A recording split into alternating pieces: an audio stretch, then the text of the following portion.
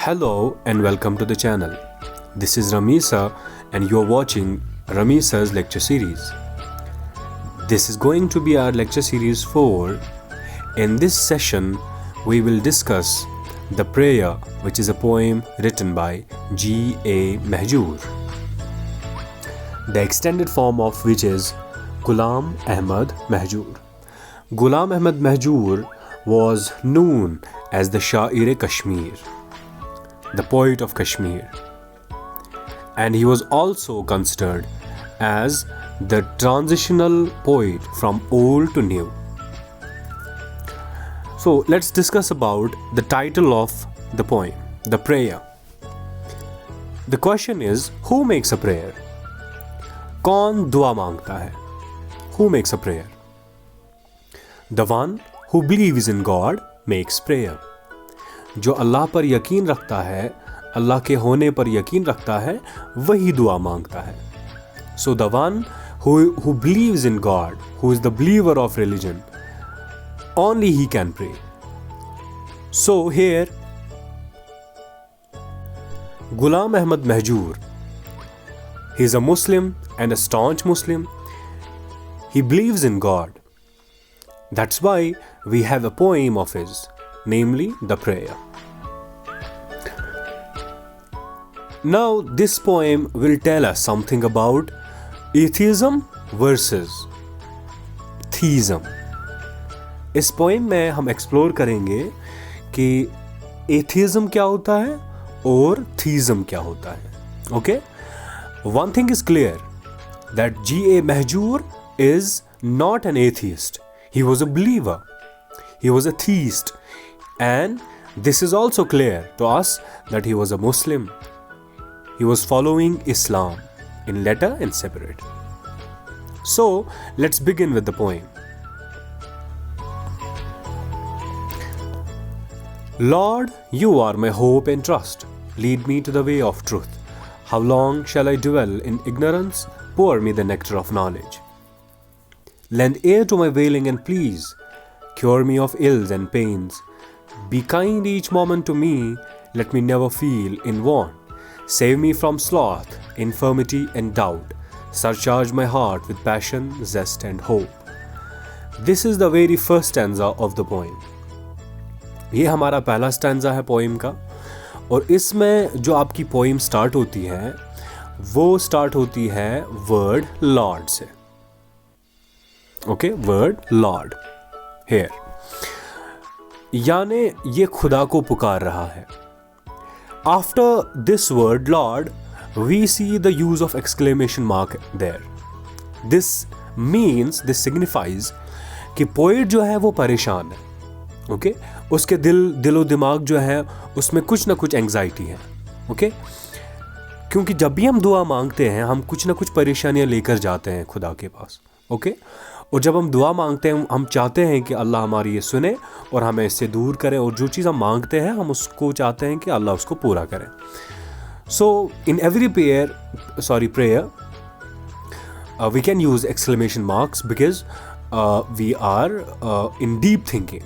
Okay, हम कुछ ना कुछ सोच रहे होते हैं. So Lord, you are my hope and trust. Ghulam Ahmad Mahjoor says he refers to God as my hope and trust. वो अल्लाह को कह रहा है कि तुम मेरी उम्मीद हो, तुम मेरा यकीन हो. Lead me to the way of truth. मुझे सच्चाई के रास्ते पे चला. How long shall I dwell in ignorance? मैं कितनी देर तक इस जहालत में रहूंगा. Okay, dwell means simply living. मैं कितनी देर तक इस इग्नोरेंस में रहूँगा, कितनी देर तक मैं इस जो जहालत है, जो अनएजुकेटेड जो नोशंस है, उससे मैं कब तक मैं उसमें रहूँ. Pour me the nectar of knowledge. मुझे इल्म का जो इसेंस है वो मुझे दे दे. Okay, pour me the nectar of knowledge. मुझे डाल दे, मुझे दे दे क्या? Nectar of knowledge, the sweetness of knowledge, the essence of knowledge. Lend ear to my wailing and pleas. ऐ मेरे खुदा, मैं जो ये मांग रहा हूँ तुमसे, मैं जो ये मातम कर रहा हूँ, मैं जो रो रहा हूँ, और जो मेरी रिक्वेस्ट्स हैं, इन सब को सुन ले. Okay, listen carefully what I am saying. Okay, my wailings and please lend ear. Lend ear here mean मेरा आप केयरफुली सुनो. Cure me of ills and pains. खुदाया जितनी मुझे बीमारियां हैं, चाहे वो स्पिरिचुअल बीमारियां हो, चाहे वो फिजिकल हो, okay, all the ills and pains you cure me. मुझे तुम ठीक करो. ओके, मुझे इलाज करो. जो भी, चाहे वो फिजिकल हेल्थ से रिलेटेड है, चाहे स्पिरिचुअल बीइंग से रिलेटेड है, जो भी मेरी वीकनेसेस हैं उन सबको तो दूर कर. Be kind each moment to me. ऐ मेरे खुदा, मेरे साथ हमेशा काइंड रहो, मुझ पर रहम करो. Okay, let me never feel in want. मुझे कभी ऐसी फीलिंग नहीं आनी चाहिए कि मैं अकेला हूं. I am not alone. Okay, you are with me always. ये फीलिंग मुझे हमेशा होनी चाहिए. मुझे आप ऐसे सिचुएशन में ना डालें जहां पे मैं अकेला हूं. Okay, be my supporter always. मेरा हमेशा साथ दे दो. मुझे कभी भी अकेला मत छोड़ो. और जब भी मुझे आपकी ज़रूरत हो, आप मुझे वो ज़रूरत जो मेरी होगी वो उसको पूरी करें. Save me from sloth, infirmity and doubt. He prays to God that save me from sloth. Save me from this being lazy. Okay, सुस्ती, infirmity, जो भी मेरी weaknesses हैं मुझे उससे बचा. And particularly doubt, जो मेरा doubt है मुझे उससे बचाओ. Okay, मेरे अंदर doubt नहीं होना चाहिए. ठीक है. अब यहाँ पे जो ये वर्ड डाउट है, this is very important in terms of this poem. Okay, how doubt here when we go and think deeply about this word, doubt doesn't mean simply the doubt about anything. It means when you doubt about religion, when you doubt on the existence of God. जब आप खुदा के existence पे, उसके मौजूद होने पे शक करते हो, that is doubt. And this poet says save me from doubt. Okay, the one who doubts on religion or God, we call him agnostic. जिस बंदे को डाउट होता है, चाहे रिलीजन हो या चाहे गॉड हो, उसे हम कहते हैं agnostic. So agnostics are those persons who have doubt about religion. Okay, वो शक में है whether religion is true, whether there is God or not. तो वो इसी तजब्जुब का शिकार होते हैं. और इसी पॉइंट को यहाँ पे हमारा जो पॉइंट है वो हाईलाइट करने की कोशिश करता है. And he says to God, save me from any kind of doubt, and most particularly the doubt which grows against religion or God. सो यहाँ पे वो नहीं चाहता कि मैं डाउट को अपने अंदर पालूं, अब शक करूं मजहब पर, because he was a staunch Muslim. Okay, he believed in God in letter and spirit. So he cannot doubt on the existence of God. He cannot be agnostic. Okay, और we can say he cannot be atheist. He believed in God. Surcharge my heart with passion, zest and hope. मेरे दिल को भर दे passion से, जेस्ट से और hope से. So these three words, they are interrelated. A passion, zest, they both meant the same, jazba. Okay, and the hope is ummeed. यानी ये God से कह रहे हैं, you are my only hope. As we see in the very first line, you are my hope and trust. So in this, at the end of this stanza, he again calls God as his hope. उम्मीद उसकी. तो उसके पास कोई उम्मीद ही नहीं है. That is why he says God, he is his hope. तो उसकी उम्मीद है. तो आई होप कि ये वाला आपको स्टैंजा समझ आया होगा. उसके बाद जो दूसरा हमारा स्टैंजा है वो स्टार्ट होता है, let me not ever chant the sleep inducing tales. ए खुदा, मुझे ये ताकत ना दे कि मैं ऐसी टेल्स गाऊं, ऐसी स्टोरी कहूं, ऐसी कहानियां बताऊं जो लोगों में नींद लाए, जिससे लोग क्या हो जाए, वो कमज़ोर हो जाए, वो स्लॉथफुल हो जाए. तो मैं ऐसे गाने ना गाऊं जिससे लोगों के अंदर काहिली आ जाए, जिससे लोगों के अंदर सुस्ती आ जाए. Let me sing the songs which infuse life into the dead. मैं ऐसे गाने गाऊं जिससे मुर्दे जिंदा हो जाए. ओके, एनर्जेटिक हो, लाइवली हो, ऐसे गाने हो, ऐसे सॉन्ग्स हो जो कि लोगों के जो जज्बे हैं उसको उभारे. ठीक है, यहाँ पे डेड और जो ये डेड और लिविंग है, इसका मतलब ये नहीं है कि really somebody is dead or alive. Okay, it means when somebody is slothful, when somebody is weak and docile, You sing the song and through this song you are creating an energetic personality. ठीक है, आप उसमें जोश देते हो, आप उसमें जज्बा देते हो. तो मैं ऐसे गाने गाऊँ. Let me sing of that which inspires people with love. मैं ऐसे गाने गाऊँ जिससे लोगों में प्यार पैदा हो जाए, लोगों में आपस में अफेक्शन पैदा हो जाए, वो इंस्पायर हो जाए मेरे गाने से. And causes all bitterness and hatred to vanish. और मैं ऐसे गाने गाऊं जिससे दुनिया में जहाँ जहाँ भी बिटरनेस है, जहाँ पे भी हेट्रेड है, वो मैं सारी ख़त्म करूं इस गाने से. मैं ऐसे गाने गाऊं जहाँ पे लव ही लव हो, जहाँ पे प्यार ही प्यार हो, जहाँ पे नफ़रत की कोई जगह ना हो, जहाँ पे बिटरनेस की कोई जगह ना हो. Okay. You brought me to bloom with the earliest vernal breeze. तो ये खुदा से कह रहे हैं कि आपने मुझे ऐसे जगाया, आपने मुझे ऐसे ब्लूम किया जैसे सुबह सवेरे एक ताज़ा सी ब्रीज चलती हैं, एक फ्रेश एयर चलती हैं, उसकी वजह से जो ब्लूम यानी फ्लावर्स होते हैं वो खिल जाते हैं. तो वो सुबह सवेरे खिलते हैं, उनमें जान आ जाती है. ऐसे ही आपने मुझे ज़िंदा कर दिया, आपने मुझे ह्यूमन बीइंग बना दिया. You have given me the conscience. Okay, आपने मुझे ज़मीर दे दिया. On that basis, I can differentiate between right and wrong, okay? Between good and evil. तो आपने मुझे जगह दिया है, आपने मुझे कॉन्शियंस दी हुई है, आपने मुझे ज़मीर दे दिया हुआ है. With the earliest vernal breeze, let not the burning heat of summer wither me grey.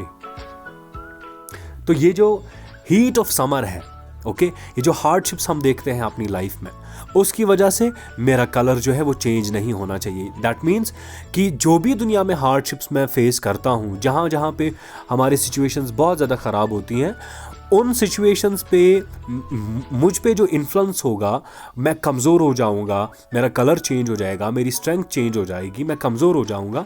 ऐसा ना कर. ठीक है, मुझे अपनी अमान में रख. ओके, मुझे अपनी अम्ब्रेज में रखो, मुझे अपने साये में रखो. That is why the theme of this poem is कि जो पोइट है हमारा वो कह रहा है गॉड से कि keep him under his umbrage and protection. So this is the main theme of this poem. Like dew, how long shall I wait for the first flash of the sun? This is the rhetorical question used by the poet. What does it mean? ये कह रहा है I am like a dew on a leaf, okay? On a leaf. I am waiting for the first flash of sun. I am waiting when God give me the knowledge. तो first flash of sun means here knowledge. कि मैं wait कर रहा हूँ कब अल्लाह मुझे knowledge देगा, कब वो मुझे जहालत से दूर करेगा. ठीक है, I am just like a dew drop. Okay, waiting for sun when will it rise. ये कब निकलेगा और मेरा जो वजूद है, मेरी जो ताकत है उसमें जान दे देगा. Awaken me with flowers in the first stroke of dawn. मुझे जगा दे जिस तरह से फ्लावर्स फर्स्ट स्ट्रोक में वो जाग जाते हैं, जिस तरह से वो सुबह सवेरे अर्ली मॉर्निंग में जैसे वो जाग जाते हैं, वो जिंदा हो जाते हैं, ऐसे ही मुझे भी सबसे पहले जगा ताकि मैं जो बाकी ह्यूमैनिटी है उनको भी मैं जगाऊं. ठीक है. In form I am a man, in substance far from humanity. This is the very beautiful line in this poem. The poet is saying in form, in the structure I am a man. Oh my Lord, you have sent me as a man, you have made me a man, but in substance far from humanity. लेकिन जो इंसानियत मेरे अंदर होनी चाहिए वो मुझ में है ही नहीं. ओके, जिसके लिए आपने मुझे यहाँ भेजा हुआ था वो तो है ही नहीं. ठीक है, लेकिन शक्ल से मैं इंसान हूं, लेकिन जो ह्यूमैनिटी के लायक जो human feelings, human tendencies, human emotions जो मुझ में होने चाहिए वो मुझ में है ही नहीं. Okay, you have created me a man, but so far as the humanity is concern वो मुझ में है ही नहीं. ओके, लेकिन शक्ल सूरत से मैं तो इंसान हूं, लेकिन इंसानियत के लायक मेरे अंदर अभी कुछ भी नहीं है. Subject me not to trials, shame not my human form. यहाँ पे शायर जो है वो अल्लाह से दुआ मांग रहे हैं कि मुझे इम्तिहान में मत डाल. Subject me not to trials, मुझे ट्रायल्स में मत डालो, मुझे इम्तिहान में न डालो. Shame not my human form, although I am in the form of a man, you have created me a man. आपने मुझे एज अ मैन भेजा हुआ है, अब मैं तो आया हुआ हूँ. Although I M without the human tendencies, मैं उसके बगैर हूँ. But ultimately I am in the human form. मैं अब इंसानी शक्ल में हूँ, अब इस इंसानी शक्ल को शर्मिंदा मत कर, ठीक है। अब तो मैं इंसान आया हुआ हूँ, चाहे मैं कमज़ोरी हूँ, लेकिन अब आपने मुझे भेजा हुआ है, मुझे अब ये जो ह्यूमन फॉर्म है इसमें मुझे शर्मिंदगी मत उठाने दे लोगों के सामने। Forsaken by men am I, and so they call me महजूर। तो महजूर literally means somebody who has been abandoned, जिसको छोड़ा गया हो लोगों ने। तो ये कहता है कि मुझे लोगों ने छोड़ा हुआ है, so that is why they call me Mahjoor. Mahjoor is somebody who has been abandoned, जिसको छोड़ा गया है, ओके जिसको लोगों ने ऐसे ही छोड़ा है, लोगों ने अकेला छोड़ा हुआ है। People may desert me thus, but you don't abandon me, my lord। लोग अगर मुझे छोड़ते भी हैं, लोग अगर मुझे अकेला छोड़ते हैं, लोग मुझे अबैंडन करते हैं, I don't care about it। Only what matters to me is कि जो आपकी हस्ती है, जो आपका वजूद है, आपकी ज़ात है, वो मुझे नहीं छोड़नी चाहिए। आप मुझे ना छोड़ो। अगर लोग मुझे धोखा भी देते हैं, लोग मुझे बीट्रे भी करते हैं, वो मुझे डिसीव करते हैं, I don't care about people, okay?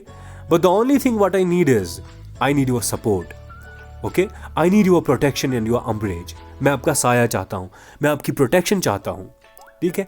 तो इस पोएम में हम देखते हैं कि ये जो लेवल है बिलीव का लेवल महजूर का, ओके, वो कितना ज़्यादा है, ठीक है। वो किस तरह से अपनी प्रेयर को, अपनी विशेस को हमारे सामने लाता है, वो कैसे दुआ बन जाती हैं, वो कैसे अल्लाह से बेग करता है, उससे मांगता है, ठीक है।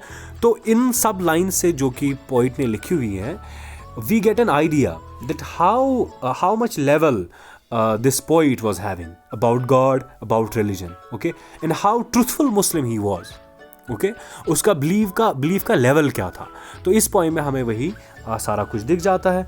तो इसमें हम देखते हैं कि ये जो पोइट है, ये एक अपने आप को कोई भी बड़ी हस्ती नहीं मानता, वो बिल्कुल गॉड के सामने ही knelt before God and he wishes and he prays before God, ठीक है, to keep him under his umbrage, to keep him under his protection, ठीक है, save him from sloth and infirmity, pour on him the nectar of knowledge। तो ये सारी चीज़ें जो है इसमें हम देखते हैं कि ये कैसे अल्लाह से जो बॉन्ड है इसका, वो कितना ज़्यादा पावरफुल है।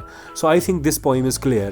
If you guys have any confusions, you can comment me in the comment box, and queries and questions will be appreciated। Thank you so much for the session।